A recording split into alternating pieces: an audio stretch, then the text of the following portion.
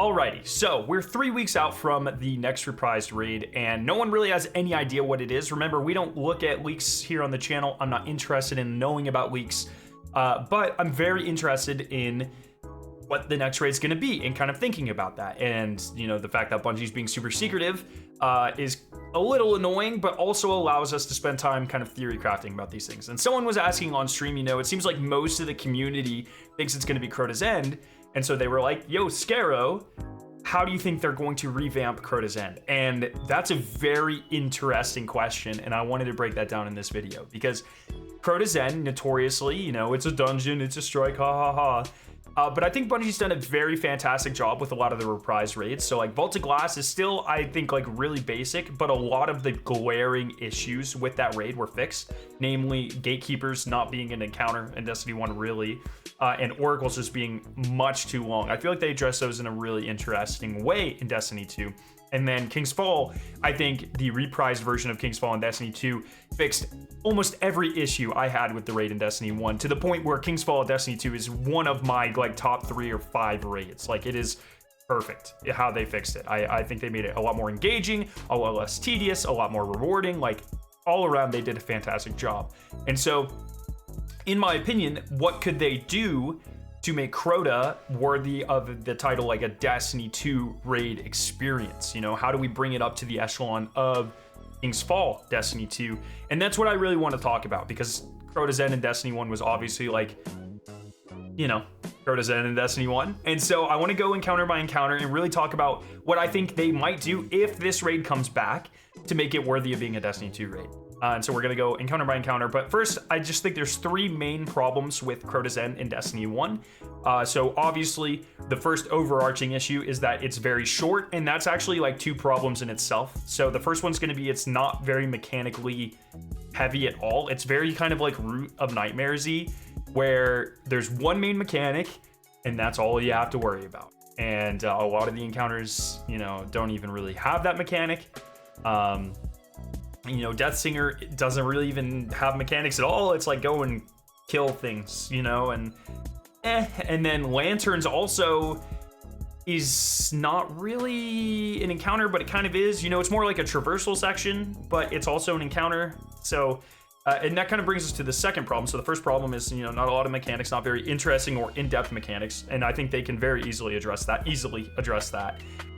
The second problem is going to be there's not traversal sections. You know, Lanterns kind of is, but if you think about like Root of Nightmares, if you took all of the traversal sections out, it would be so small. And that's kind of that's the reality for a lot of Destiny 2 raids. Deepstone would be a very short raid if there were no traversal sections and that sort of thing. And those traversal sections add character, they add replayability, they add secrets, or the ability to hide more secrets or puzzles within the raid.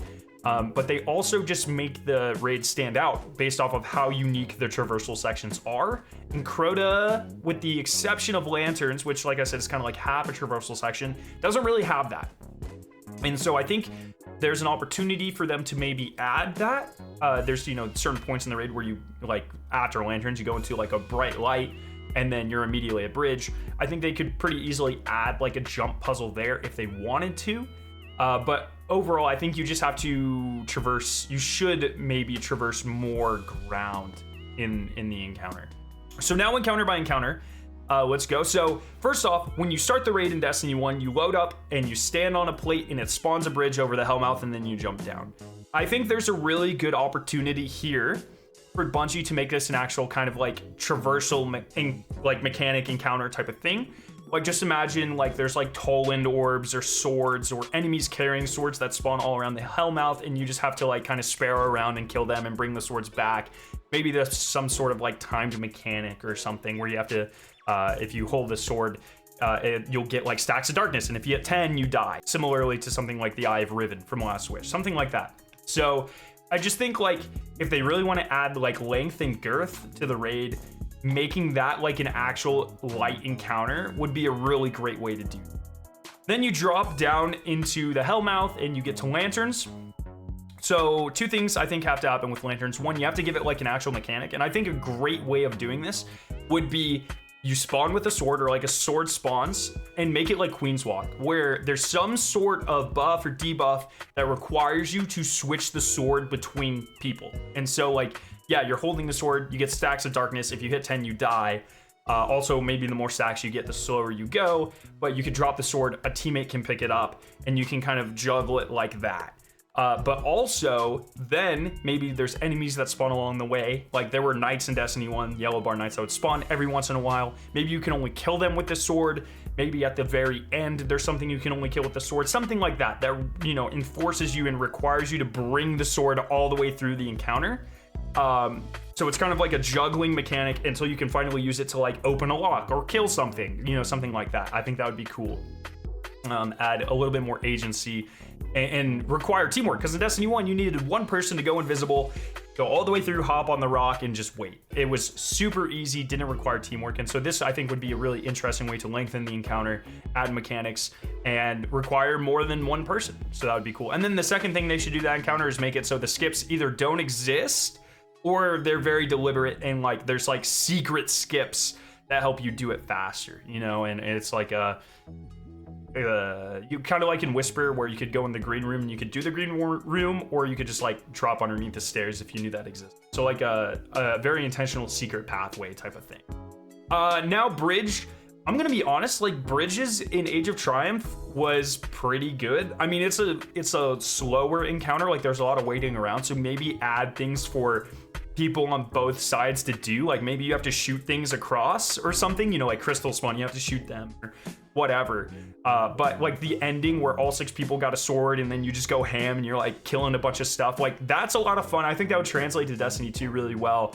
I think they just need to increase ad density, make it so you can't cheese your way across the bridge, and then add some like time filling mechanics. Deathsinger just needs the Gatekeeper treatment. In Destiny 1, Gatekeeper was not really an encounter. You know, it was you go into portals and then you come out of portals, and that was the encounter.